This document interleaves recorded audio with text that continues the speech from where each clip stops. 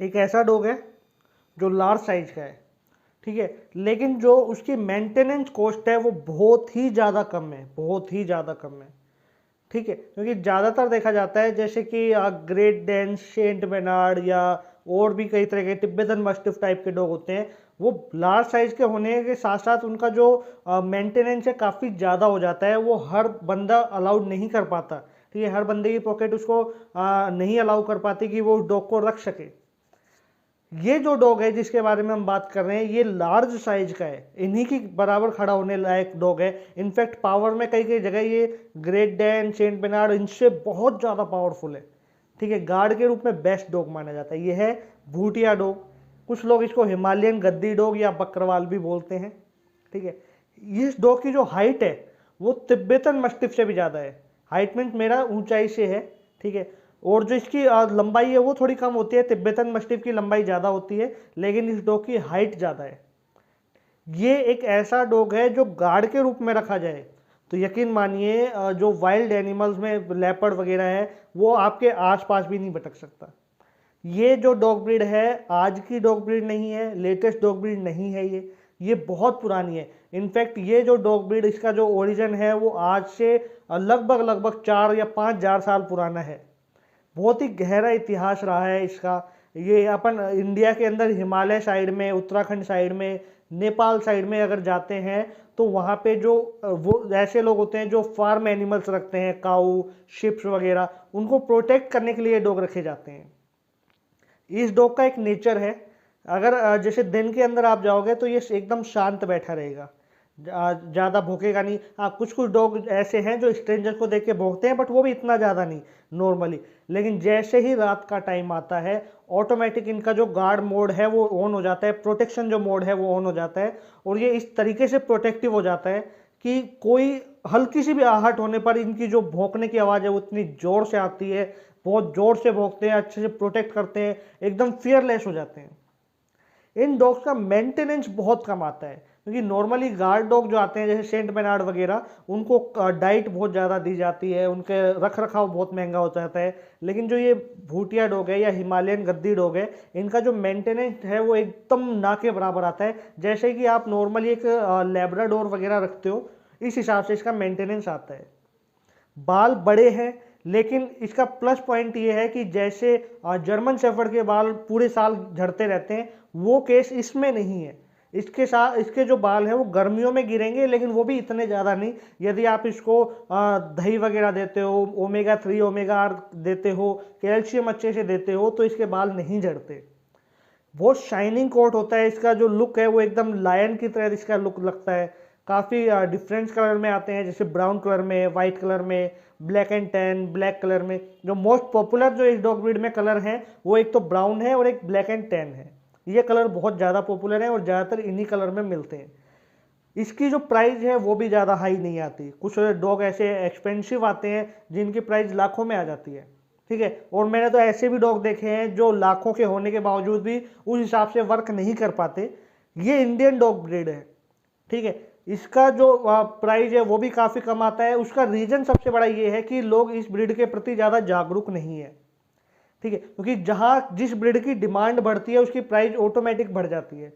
तो इसकी डिमांड इतनी नहीं है, ये ज़्यादातर रूरल्स एरिया में रखे जाते हैं डॉग, ठीक है। तो इसलिए ये आपको बजट फ्रेंडली मिल जाएगा, काफ़ी सही प्राइस में मिल जाएगा।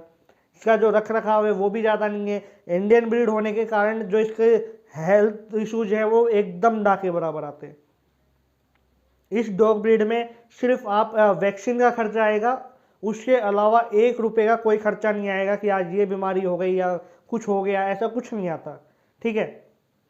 जितनी डॉग ब्रीड आती हैं जैसे कि हम एग्जाम्पल के लिए बता देते हैं, सेंट बेनार्ड वगैरह या और भी जो डॉग ब्रीड हैं, उनमें पार्बो के जो चांस हैं बहुत ज़्यादा बढ़ जाते हैं, है ना, क्योंकि उनका इम्यूनिटी सिस्टम बहुत कमज़ोर होता है। वो फॉरेनर ब्रीड है इस कारण। लेकिन जो हिमालयन गद्दी डॉग है वो इंडियन डॉग ब्रीड है, उसका इम्यूनिटी सिस्टम बहुत ज़्यादा स्ट्रॉन्ग है, तो पार्वो के भी केस ज़्यादा नहीं आते, ठीक है। मैंने आज तक अपनी पूरी लाइफ के अंदर केवल और केवल एक ही हिमालयन गद्दी डॉग देखा है जिसमें पार्वो के सिम्टम्स आए थे, जिसके पार्वो हुआ था, और वो भी बहुत जल्दी रिकवर हो गया था। तो आप सोचिए कि जो हिमालयन गद्दी डॉग है उसका इम्यूनिटी सिस्टम कितना अच्छा है, उसमें पार्वो के कोई सिम्टम्स नहीं आते, पार्वो जल्दी से नहीं होता, बहुत हेल्दी डॉग ब्रीड है। अब बात करते हैं कि ये डॉग ब्रीड किन लोगों के लिए। तो जैसे कि इसका जो ओरिजिन है वो बना ही जो प्रोटेक्शन के लिए है, जो फार्मी जो एनिमल्स होते हैं उनको प्रोटेक्ट करने के लिए पहाड़ों पे रखे जाते हैं। तो सीधी सी बात है, सिटी के अंदर, मेट्रो सिटी के अंदर ये डॉग नहीं रखे जाते। कुछ लोग रखते हैं, जो गलत है, रखना नहीं चाहिए, क्योंकि ये बहुत लार्ज साइज के डॉग ब्रीड है, इनकी जो वर्कआउट नीड है वो बहुत ज़्यादा हो जाती है, ठीक है। और मेट्रो सिटी में लोग फ्लैट्स में रहते हैं, तो वहाँ इतना बड़ा डॉग रखना बहुत ज़्यादा प्रॉब्लम क्रिएट कर देता है, क्योंकि इस डॉग का जो नेचर है वो प्रोटेक्टिव है, ठीक है। और जब आप इसको बांधे रखोगे या एक जगह बंद रखोगे तो ये एग्रेसिव भी हो जाएगा, और यदि ये डॉग ब्रीड एग्रेसिव हो गया तो यकीन मानिए कि जैसे एक डॉग अर्जेंटिनो या पिटबुल हो जाते हैं ना, ऐसा ही ये डॉग ब्रीड है। एक बार ये एग्रेसिव हो गया तो कंट्रोल नहीं होगा, बहुत मुश्किल से कंट्रोल होता है ये, ठीक है। मैं अपने पर्सनल एक्सपीरियंस बताता हूँ इस डॉग के बारे में। एक डॉग मैंने लिया था, वो काफ़ी बड़ा डॉग था, ठीक है। वो वाइट कलर में था, एक हिमालयन गद्दी डॉग था, बड़ा डॉग था वो। जिसका जो उसका पुराने जो ओनर थे उन्होंने उस डॉग को पूरी लाइफ में उसको 2 या 3 बार ही भागने दौड़ने दिया होगा, अदरवाइज उसको बांध दे रखते या चैन से बांध के घुमा के ले आते और फिर उसको बांध देते। वो डॉग इतना ज़्यादा एग्रेसिव हो गया था, इतना ज़्यादा एग्रेसिव हो गया था कि मेरे को इतना एक्सपीरियंस होने के बावजूद भी पूरा 1 साल लग गया, पूरा 1 ईयर लग गया उसका एग्रेशन कम करने के अंदर। तो आप सोच सकते हो कि कितना ज़्यादा ये डॉग एग्रेसिव हो जाता है, ठीक है। मैंने रॉटविलर खूब अच्छे से रखे हैं, बहुत अच्छे से ट्रेंड करके रखे हैं, डॉबरमैन भी मैंने रखे हैं, और मैंने 1-2 बार पिटबुल भी रखा था, ठीक है। उसके बावजूद भी हिमालयन गद्दी डॉग को मुझे कंट्रोल करने में पूरा 1 साल लग गया, उसका एग्रेशन कम करने में, उसको अपनी कमांड सिखाने में। तो इतना ज़्यादा, अगर एक बार इसका नेचर खराब हो गया, एक बार ये एग्रेसिव हो गया, तो ये एक वाइल्ड एनिमल से कम नहीं होता। इसलिए यदि आप ये डॉग रख रहे हो तो ध्यान रखना कि आपके पास जहाँ बड़ा स्पेस हो, फार्म हाउस वगैरह हो, है ना, जहाँ पे ये आराम से भाग सके, खेल कूद सके।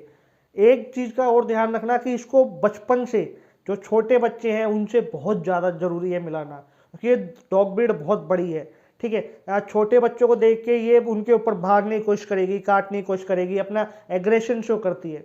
इसलिए छोटे बच्चों को जब ये आप पपी लेके आओ तो बच्चों से मिलने दीजिए, बहुत अच्छे से सोशल होने दीजिए। जब ये सोशलाइज अच्छे से हो जाएंगे तो फिर बड़े होने के बाद छोटे बच्चों पे अटैक नहीं करेंगे, ठीक है। जितना हो सके आपको इस डॉग को सोशल करना है। ऐसा नहीं है कि आप ज़्यादा सोशलाइज कर दोगे तो ये गार्डिंग भूल जाएगा, ऐसा बिल्कुल नहीं होता। क्योंकि हम जब हिमालय साइड में जाते हैं, उत्तराखंड साइड में, नेपाल साइड में, तो वहाँ पे ये डॉग सबसे सोशल है, लेकिन जैसे ही प्रोटेक्शन करना होता है इनको तो तुरंत इसका नेचर चेंज हो जाता है, रात के अंदर इनका नेचर चेंज हो जाता है। इसलिए आप इस गलत फहमी में मत रहिए कि इसको ज़रूरत से ज़्यादा सोशल कर दोगे तो ये गार्ड नहीं कर पाएगा, जैसे और नॉर्मली डॉग्स के साथ देखा जाता है ना, लाइक जर्मन शेफर्ड वगैरह। इनको ज़्यादा सोशल करने पर ये गार्ड नहीं कर पाते इतने अच्छे से। वो ये डॉग नहीं है ऐसा, ये प्रॉपर गार्ड करेगा। आप जितना हो सके इसको कूल रखिए, इसको सोशलाइज करके रखिए। प्रॉब्लम कहाँ आती है? प्रॉब्लम आती है इसको ट्रेनिंग देने में। ये बहुत बड़ी प्रॉब्लम है, मेरा खुद का बहुत बड़ा एक्सपीरियंस रहा है, इसलिए मैं आपके साथ शेयर कर रहा हूँ। क्योंकि नॉर्मली रॉटविलर या जर्मन शेफर्ड को आप इजीली ट्रेंड कर सकते हो, लेकिन इस डॉग ब्रीड को ट्रेंड करना थोड़ा डिफिकल्ट हो जाता है। अलग अलग टास्क के लिए बहुत ही ज़्यादा डिफिकल्ट हो जाता है इसको ट्रेंड करना। यदि आपके पास पेशेंस है, आप इसको प्रॉपर टाइम दे सकते हो, तभी ये ट्रेंड होगा, और काफ़ी ज़्यादा टाइम ले लेगा ट्रेंड होने में। इसलिए यदि आप ऐसा सोच रहे हो कि आप एक हिमालयन गद्दी डॉग को लाकर, और जैसे कि रॉटविलर या जर्मन शेफर्ड को हम ट्रेंड कर देते हैं प्रॉपर, जो हमारी कमांड पे चलता है, उस हिसाब से रख लोगे तो शायद पॉसिबल ना हो, शायद आप निराश हो जाए। तो इसलिए यदि आपकी ये थिंकिंग है तो शायद आपको हिमालयन गद्दी डॉग नहीं लेना चाहिए। दूसरी तरफ अगर आपका बैक ऑफ माइंड में ये चल रहा है कि मुझे एक ऐसा डॉग चाहिए जिसका एक अलग एटीट्यूड हो, जो एक लायन एटीट्यूड वाला डॉग हो, एक प्रॉपर गार्ड डॉग हो, जो बड़ी जगह पे आराम से प्रोटेक्शन करे, अच्छा डॉग लगे, तो आप इस डॉग को रखिए।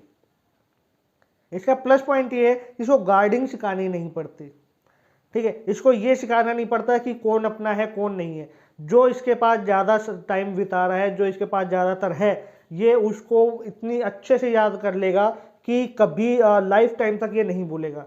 चाहे आप इसको फिर बाद में किसी और को भी दे देंगे तो भी जो इनके पुराने जो ओनर है उनको ये डॉग ब्रीड बिल्कुल भी नहीं भूलती। इसलिए लॉयल है, ब्रेव है, फियरलेस है। लेकिन अगर आप इसको प्रॉपर ट्रेंड करके अच्छे से रख सकते हो बड़ी जगह पे तो ही इस ब्रीड को लीजिए। कहीं ऐसा ना हो कि आप मेट्रो सिटी में ले ले या छोटे घर में ले ले और फिर वहां बाद में जाके प्रॉब्लम क्रिएट करे, एग्रेसिव हो जाए और आपको किसी को देना पड़े, क्योंकि आप जिसको दे रहे हो तो हर पर्सन इस डॉग को हैंडल भी नहीं कर सकता। इसलिए अपनी जिम्मेदारी पे लीजिए। डॉग बहुत अच्छा है, कोई इसमें हेल्थ इश्यूज नहीं आते, कोई प्रॉब्लम नहीं आती, एकदम लो मेंटेनेंस डॉग ब्रीड है। जैसा आप बचपन से रखोगे, जैसे आप डाइट दोगे वैसा ये डॉग ब्रीड रहेगा। कोशिश ये कीजिए कि कैल्शियम और मल्टीविटामिन की कमी ना होने दें, ठीक है। उसके अलावा आप जो भी इसको डाइट देना चाहते हो आप दे सकते हो, कोई दिक्कत नहीं आएगी।